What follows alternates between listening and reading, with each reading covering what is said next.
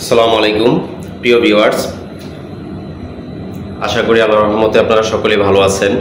So আমি অনেক দিন আগে এইটার উপরে এই যে ব্র্যান্ড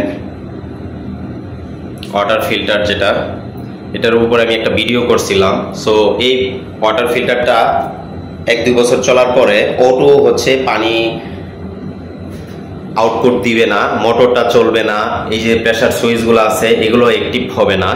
সো এগুলাকে যেহেতু হচ্ছে কেন হয় না, এই যে কন্ট্রোলার আছে একটা, এই কন্ট্রোলারটা হচ্ছে আপনার প্রবলেম করে। ভিতরে লেভেল সেন্সর আছে, এই লেভেল সেন্সরগুলো হচ্ছে সমস্যা করে, এই লেভেল সেন্সরগুলো অ্যাভেলেবেল না, এগুলা সমস্যা করে। এটা আগেরটা ছিল এই জন্য দুইটা। এই লেভেল সেন্সরগুলো বাদ দিয়ে আমি হচ্ছে একটা ওয়াটার লেভেল ইউজ করছি নিজে ম্যানুয়ালি। এই যে একটা লিমিট সুইচ দিছি, লিমিট সুইচ আশা করি আপনারা সকলে জানেন লিমিট সুইচের কাজ কি। সো এই যে একটা রিলে ইউজ করছি আমি, এই রিলেটা, এই লিমিট সুইচ অ্যান্ড রিলের মাধ্যমে 24 ভোল্টের মাধ্যমে আমি রিলেটা নিয়েছি 24 ভোল্টের। এটার মাধ্যমে হচ্ছে আমি মোটরটাকে এবং প্রেসার সুইচটাকে অন করব। অন করার ফলেই হচ্ছে আমার আউটপুটে পানি চলে আসবে। ইনে তো দেওয়াই আছে, আমার আগের ভিডিওতে দেখবেন যে এটার কিভাবে ফিল্টারগুলা মেনটেনেন্স করতে হয়, কিভাবে হচ্ছে কাজ করতে হয়। এই যে ফিল্টারটা আমি একটু বলে দিই, এই ফিল্টারটা হচ্ছে একটা সাইড ড্যামেজ, এখানে দুইটা কার্টিসের মতো থাকে ভিতরে, একটা সাইড ড্যামেজ, একটা সাইড আমি ব্লক করে দিছি। এই যে দুইটা সাইড, একটা সাইড আমি ব্লক করে দিছি, আর একটা সাইড আমি ইউজ করতেছি, যেহেতু একটা সাইড ভালো আছে। আর এমনিতে অল আর এভরিথিং সব ফিল্টারই আমার ভালো।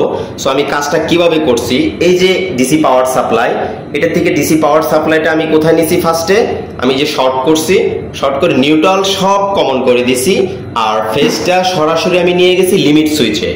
যেহেতু লিমিট সুইচে হচ্ছে আমার কি ট্যাঙ্কের পানি যখন খালি হয়ে যাবে, দেন আমার লিমিট সুইচটা নিচে নেমে যাবে, তারপরে হচ্ছে কি আমার রিলে অ্যাক্টিভ করে দিবে, তখন রিলের কয়েলে পাওয়ার চলে আসবে। এই যে রিলে কয়েলে পাওয়ার আসলে এখান থেকে আমি আরেকটা শর্ট করে দিয়েছি। কততে শর্ট করছি, এটা 9-এ শর্ট করছি, আর এখানে আছে আমার 13 আর 14 মেবি, হ্যাঁ এটাই।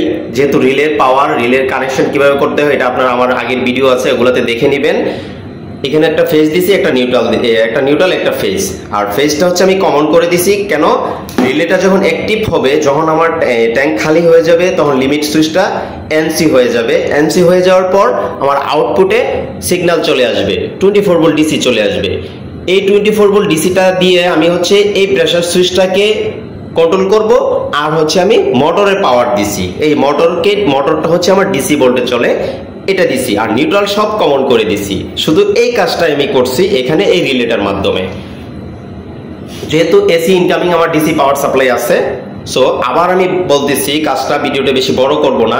এখানে রিলেতে আমি একটা ফেজ একটা নিউট্রাল দিছি, আর ফেজটা আমি শর্ট করে দিছি। শর্ট করে দেয়া রিলেটা যখন অ্যাক্টিভ হবে, যখন ট্যাঙ্কের পানি খালি হয়ে যাবে, দেন আমার আউটপুটে আমার 24 ভোল্ট ডিসি চলে আসবে, মোটর অন হবে, আমার প্রেসার সুইচ অন হবে। আর যদি আমার লিমিট সুইচটা ট্যাঙ্কের পানি ফিল হয়ে যায়, দেন লিমিট সুইচটা উপরে উঠে যাবে, আর হচ্ছে তখনই আমার কি ডিসি 24 ভোল্ট থাকবে না। ডিসি 24 ভোল্ট কই থাকবে আমার, তখন লিমিট সুইচে থাকবে শুধুমাত্রই, আমার রিলে অ্যাক্টিভ হবে না। সো আমার আউটপুটে কোনো পাওয়ারও আসবে না।